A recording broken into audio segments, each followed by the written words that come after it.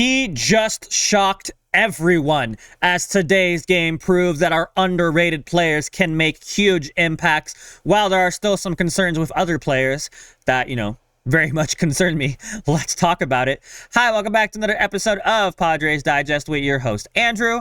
Hopefully you guys joined me for the live stream today. I destroyed my voice from all the yelling I did, which is great. I didn't want to do a live recording of this, so it's a post recording, but thank you guys so much if you came out today. If not, the VOD is up. I'll have stream highlights up probably tomorrow.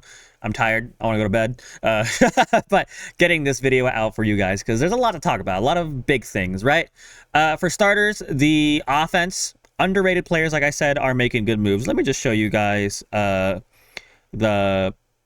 story of the game. I forgot English words for a second. Before that, though, please subscribe as always. And before that even, let's quickly have a word from our sponsor, Prize Picks. Before we get too into it, Prize Picks is America's #1 sports picks app and the best way to get in on the action. We'll get into some picks later in the video, but use code DIGEST to sign up today. It helps the channel out a ton. Prize Picks, amazing. They're amazing. Love them forever. Okay, but for starters, no AJ Cassavell recap for some reason. I don't know why. But story of the game, Gavin Sheets powered the Padres offense today, once again carried by unexpected contributors in Campusano and Buehler. The team still has work to do and Morejon looks concerning, but a walk-off win is always welcomed. Again, another day where I was not expecting a walk-off win, but you know what? It was amazing, right? So of course our top performers, Gavin Sheets, Luis Campusano, Walker Buehler, and obviously Mason Miller, the GOAT. But we'll talk about all of that in just a second. But I want to show you... Maybe I'll show you guys the fun stuff first. I was gonna say I'll show you the Morejon stuff first, but I'll get to the Morejon stuff. But it is important to talk about Morejon. But just like that, the Padres have won 6 of the last 7. I'm not gonna do the meme. I almost did the hand thing. I'm not gonna do it. Back-to-back walk-off wins. Mason Miller has struck out 19 of the 24 batters he's faced this season. 14 of the last 15. That's very good if you were curious. But elite bat speed and pulled fly balls will win you a boatload of games. Luis Campusano, 106 off the bat, 396 feet. And then Gavin Sheets, both over 400 is so insane. 106 and 109. So when you square the ball up, it flies, right? But on the flip side, Tatis is squaring it up, but his launch angle is not great, right? His launch angle is not very good. And that's his biggest problem. But he is squaring the ball up. But again, Tatis was hitless today, but we'll talk about that again in a second. But Gavin Sheets hits a walk-off bomb. It's the first time the Padres have hit walk-off homers on consecutive nights since Kyle Higashioka. Who remembers Kyle Higashioka? It wasn't even that long ago. And Jackson Merrill did it against the A's in June 2024. Merrill did it against Mason Miller back when Mason Miller used to allow runs. That's crazy. That's very crazy. I remember that game. I remember those 2 games too. Crazy times. I think it was was it both against the A's? I think it was. I forget. But yeah, crazy times. And then we'll talk about the offense real quick, and then we'll get into Walker Buehler. But yeah, like I said, Tatis, no hits today, which is disappointing, but he isn't not barreling the ball. It's just the results aren't really there yet. But it's a little disappointing, right? Laureano had a hit, which is nice, and a walk. Merrill with a hit, which is nice. Machado, not a great game, but I mean, he got a run because of the walk, so that's great. Bogaerts, not a great game, but he gets a day off because of the walk-off grand slam. Gavin Sheets. So during the stream today, I was going to point out that Gavin Sheets has been kind of slow to start the year, and I want to see him pick it up a little bit. And then he hit 2 home runs. 2 home runs with a walk-off home run, so yeah. And then Campusano, the apology tour has started. He has looked very good. I do have a stat for that. Did I bring the stat? I hope I did, because I love seeing Campusano right now. Let me see. Did I bring it? If not, I'm going to cry. No, I didn't. Oh, I'm so sorry, Campusano. Okay, well, let me find it on Twitter real quick. But basically, it was Campusano propaganda, and we now love Campusano propaganda. Here it is. Campusano is 2 for 2 tonight with a double. This is from Sammy Levitt from Twitter. Luis Campusano is 2 for 2 tonight with a double and a home run. Campusano now has 6 hits in his last 12 at-bats with 4 doubles and a homer. So he's hitting 500 in his last 12 at-bats. Apology tour. Ooh, 12-man spit. Apology tour. Do it. Do the apology form. It's on the channel. Some people said it was too early for it. It's not. apologize. But no, love seeing Luis Camposano. I also loved seeing Walker Buehler, who opted for the kitchen sink approach this evening and found some nice success. He gave the Padres 6 shutout innings against the Rockies. Best velo of the year so far for Buehler, 95, 94, 93, 93, 90. So his miles per hours are looking good, right? For real quickly, a little breakdown for him. 6 innings pitched, 3 hits, no earned runs, no walks, which is great. 4 strikeouts, which could be better, but great, right? 68 pitches thrown, ERA going down. But first scoreless outing of 2026, 0 earned runs, 0 walks, game score of 70. ERA drops from 9.45 to 4.97, which is huge. The command issues that plagued his first start and second start, really, were gone. Sweeper and slider over 100 on a stuff plus were his best offerings tonight. I almost said offsprings, what? Tonight. Changeup generated a 50% whiff rate, multiple pitches grading above average. Overall stuff of 99 average, 0 whiffs on his 3 most used pitches, cutter, 4-seam, and sinker. Living on contact management, not swing and miss, but that's okay because he's more of a ground ball pitcher. But the cutter was good, right? Not a lot of whiffs at all. No whiffs at all. But the stuff was still good, right? Sinker and the 4-seam weren't as great. No whiffs on that. Changeup had some good whiffs on it, though. So, you know, a good game. You know, a slider was good. Whiff rate wasn't great, but again, he's more of a contact pitcher right now. So, no complaints from that. But Kyle Hart did a fine job. Could have been better, but, you know, he didn't let anyone score, so that's fine. Morahone, we'll talk about Morahone in a sec. Jason Adam finally came back, which is great. And then Mason Miller, literally the GOAT. 1924, 79.2% strikeout rate is the highest by a pitcher in his first 7 appearances of a season since at least 1900. But yeah, we had this game secured in the 8th if we would have just pulled Morahone earlier, which I agree with, honestly, because Jason Adam was ready. Great to see Jason Adam back on the mound after rupturing his quad tendon last September. Worked his butt off to get here. Very antsy in recent weeks. Ooh, I should have saved this tweet, and I didn't.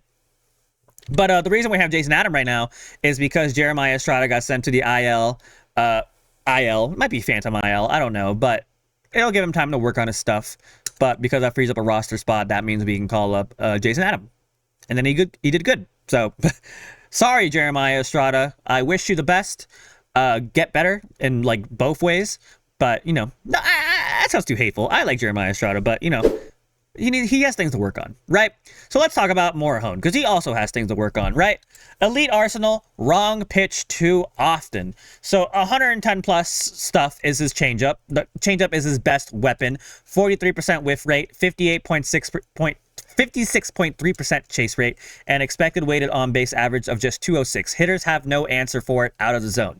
Slider grades at 117 stuff plus, and despite low Z whiff percentage, it's generating soft contact. Expected weighted on base average contact. It's a contact management pitch that's actually working when used right. 25% overall whiff rate and 286 expected on base average tells you the arsenal is real. There's a legitimate reliever here. He's just pitching backwards right now. 53% sinker usage, has a 37 expected weighted on base average contact and 11.5% whiff rate. Hitters are making hard contact and rarely missing it. His most used pitch is his worst performing one. Zone percentage of 49.6% is below average for a reliever, and his Z whiff percentage is only 8.8%. When he throws strikes, hitters are putting them in play. Command plus contact equals runs. His changeup chase percentage is 56.3%. That's an elite out pitch, and he's only using it 20% of the time. The formula is clear. He just isn't using it yet. So today was a little different, though. So the slider usage today was kind of abandoned when normally it's at 24.3%. Changeup usage was higher, which is good, but around still 20%, which is about the same, right? And the whiff percentage, he actually whiffed better today than yesterday, but there were still people getting contact off of him. So the whiff percentage normally on the sinker is 30. Oh, sorry. Today it was 38%, which is good, but they still got hit, right? Hits were still getting hit off the sinker, or hits were still being hit off the sinker. Good contact off of it, which is bad, but the whiff was higher than it normally is this season. Changeup whiff went way down for some reason, but his average is a lot better. Sliders, there was no whiffs on it, so nobody missed a slider today, which is why the contact was crazy. But yeah, sinker is being overused. Changeup is the real weapon. He might have to change that around. Ruben Niebla will work on that, but right now his sinker is not looking great. Morejon has 110 stuff plus arsenal with an elite changeup. We saw that stuff already. A soft contact slider. The problem is he's throwing a sinker with 0.375 weighted on base average contact at 53% usage. The pitching mix is backwards. More changeup, less sinker. The underlying stuff says this can be fixed. So he's still as nasty as ever, but his usage isn't working. Again, this is I don't say speculation. It's data. It's real data, right? Is that the exact problem he's having? Only Ruben Niebla can really figure that out. But what the data says is that his sinker is getting lit up and his other pitchers are still good, just not being used as much as the sinker. But the sinker is more of a setup pitch. You know what I mean? So it's a difficult thing to say. But right now he's not looking good. And that's why he's a 10 ERA. So Ruben has his work cut out for him. But yeah, again, we won, right? We take the game tomorrow. We are playing, or we're having German Marquez tomorrow, who had a good start last time, but so hopefully he can carry it over. And then we're playing Feltner, who I don't really know, to be honest, but 4.32 ERA we can definitely capitalize on. But it's a 4-game series, so if we win tomorrow, we win the series. And then a sweep would be cool, but let's focus on winning tomorrow. But yeah, good game. A very good game. Before we get too deep into it, though, let's quickly do some pick stuff, prize pick stuff. So use code DIGEST when you sign up for prize picks. Helps us out, a ton. But today was not a great day.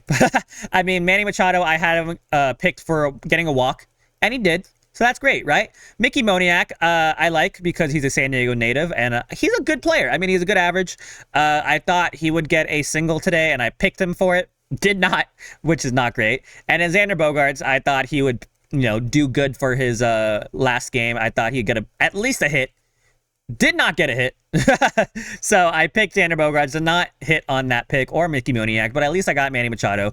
But you guys can use your Padres knowledge to get prize picks and make good picks. Use that knowledge. Why wouldn't you? And of course, as always, I can always show you guys this. Nope. This. Padres wins. I'm still having an 85 plus. This team's looking good. I would pick them 85 plus. And of course, the Dodgers are still probably going to win the division. So you can pick them, yes, or San Diego, no.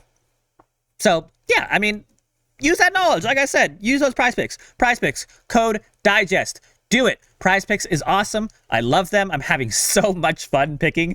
I don't know why, but it's so much fun, and I hope you guys can do it too. And I also hope you guys can tell me how you're feeling about the underrated players. Are you going to apologize to Luis Campusano? Is Gavin Sheets back? Is Tatis broken?